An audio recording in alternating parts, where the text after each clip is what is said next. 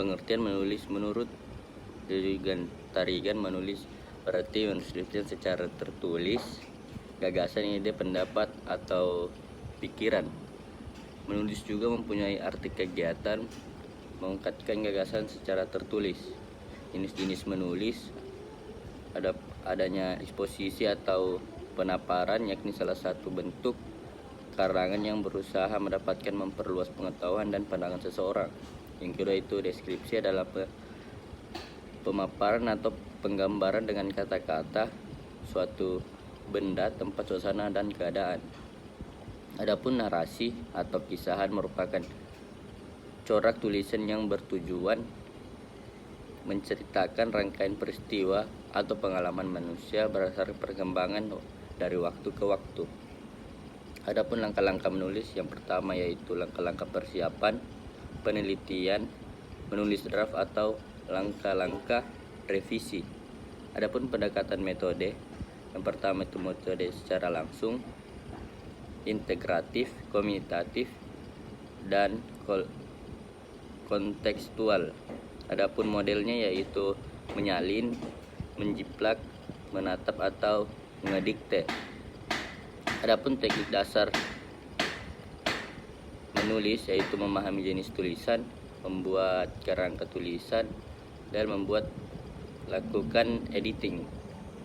Yang ketujuh itu strategi dalam menulis. Strategi menulis mencakup penulisan bebas, perencanaan, dan ciptakan ide-ide, menemukan makna, dan penyusuan dan proofreading, yaitu ke-8 struktur penilaian menulis. Menurut Munihara, ada beberapa aspek penilaian menulis, diantaranya isi gagasan, organisasi, dan gramatikal dan kosakata. Yang kedua itu membaca. Pengertian membaca merupakan kegiatan melihat tulisan, bacaan, dan proses memahami isi teks dengan bersuara atau dalam hati. Adapun jenis-jenis membaca, ada dua jenis kegiatan membaca, yaitu membaca ekstensif dan insentif. Membaca insentif merupakan teknik membaca seksama, sedangkan membaca insentif adalah membaca secara luas, yakni membaca secara langsung luas, yakni membaca survei atau membaca sekilas. Dan tujuan ekstensif yaitu memahami isi bacaan yang penting dengan cepat. Yang ketiga itu langkah-langkah membaca. Ada langkah-langkahnya, itu fokus untuk konsentrasi, mencari ide pokok, dan terus berlatih. Adapun pendekatan metode yaitu metode abjak, bunyi, dan metode suku kata. Yang kelima itu model membaca dapat dijelaskan sebagai cara kerja fisik yang berhubungan dengan bagaimana mata membaca dan memandang bacaan yang merupakan sistem grafik. Adapun keenam yaitu teknik membaca. Ada reguler atau teknik membaca biasa yang relatif lambat. Yang kedua skimming, teknik ini disebut juga teknik membaca cepat. Yang ketiga itu warp speed, atau teknik ini menggunakan kecepatan tinggi dalam membaca. Yang ketujuh itu strategi membaca. Adapun previewing merupakan teknik membaca dengan memahami apa yang ada dalam karya tertentu tanpa membaca isi teks. Adapun skimming merupakan teknik membaca dalam jumlah kecil dari keseluruhan teks. Yang ke-8 itu deskriptif penilaian membaca menurut Nurianto, yaitu pemahaman detail isi teks, kelancaran pelengkapan, dan ketepatan diksi.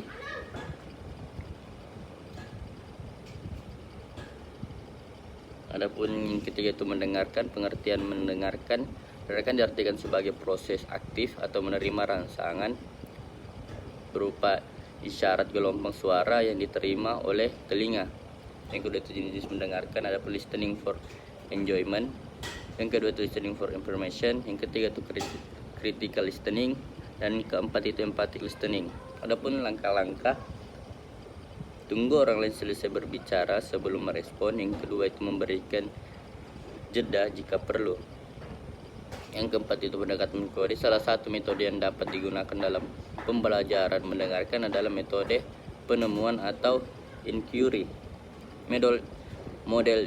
Modelnya yaitu Judy Browning mengembangkan model inquiry untuk menjelaskan tahap-tahapan dalam mendengarkan efektif, yaitu hearing, understanding, remembering, and interpreting atau evolution. Yang kedua itu teknik mendengarkan, mengulangi pemikiran pembaca, menyatakan pengertian tahapan perasaan, dan ajukan pertanyaan sebagai konfirmasi.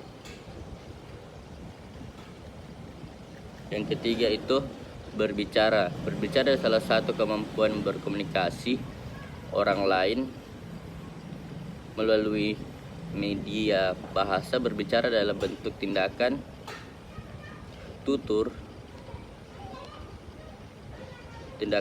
yang berupa bunyi-bunyi yang dihasilkan oleh ucapan disertai dengan gerak-gerak tubuh yang ekspresi atau raut wajah.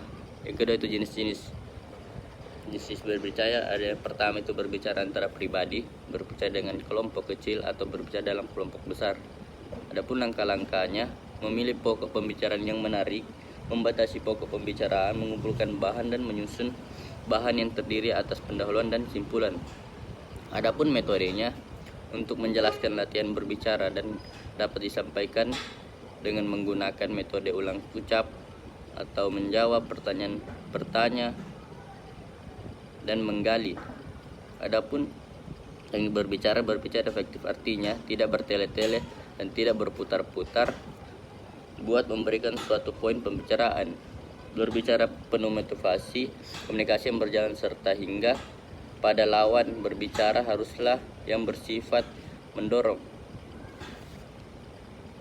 Adapun strateginya menggunakan kata-kata yang banyak dan tidak langsung atau to the point, pembentukan kata baru, pilihan kata yang baru, mengubah kata-kata agar lebih dikenal. Yang kelapa itu deskriptor penilaian. Aspek-aspek yang dinilai dalam teks keterampilan berbicara meliputi rupa, tata bahasa, kosakata, berfasilah atau isi pembahasan.